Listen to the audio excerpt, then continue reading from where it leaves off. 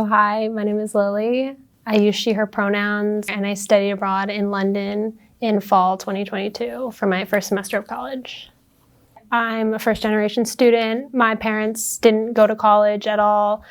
So for me, going to college was huge for them. They really had wanted to be able to give me these opportunities that I could do in college, especially study abroad. So when I got offered to go to London for the first semester, I think all of us jumped at it. The number one thing that my parents told me, my parents' friends told me, was to be very conscientious of where your things are, where your wallet is, where your phone is, whatever you have on you that is valuable, to be very aware of that it's close to you, that it's in your pocket, that your pocket's zipped, that it can't get taken because pickpockets are very prevalent. The first couple weeks when I was there, it was really important to me. It was definitely something I held very close in my head, at the front of my brain.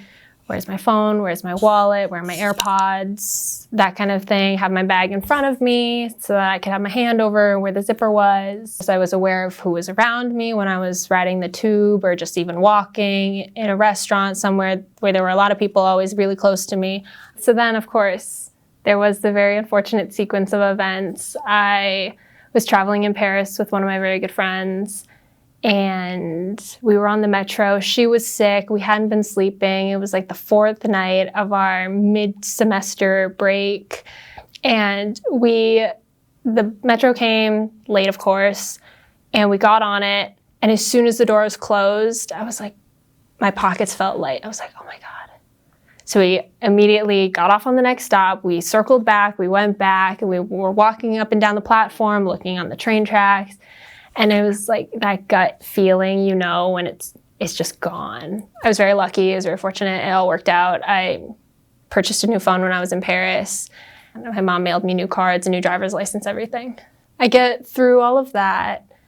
I come home from Paris, I'm back in London, go back to finish the semester, and then right before we leave, my cohort group and I, we all fly to Belfast, and we were at a bar and we were leaving, and somebody came up to me with offering like a rose,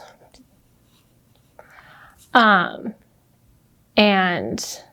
we didn't think anything of it. We were like, no, thank you. And then we were walking back, and I don't know what made me feel so compelled to, but I looked at my purse and I was like, because it felt light. And I was like, oh my God. So I look in it, no wallet. I had my phone this time though. So we went back to the bar, we looked around, talked to the bouncers, talked to the bartenders, and they were like, we don't know what to tell you. Sorry, we didn't see it, but we'll let you know if someone turns it in. And then we went home, and then I called my mom, and she was like, really? I was like, sorry.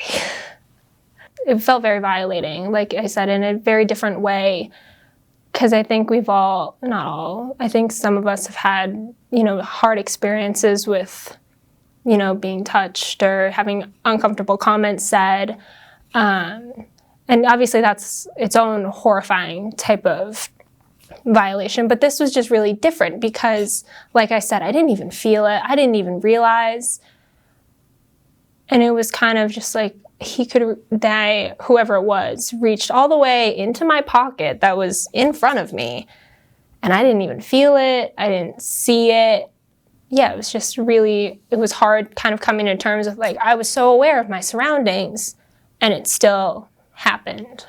I actually went home after I had my wallet stolen in Belfast. I flew with the group back to London, and then I immediately got on a plane and went home.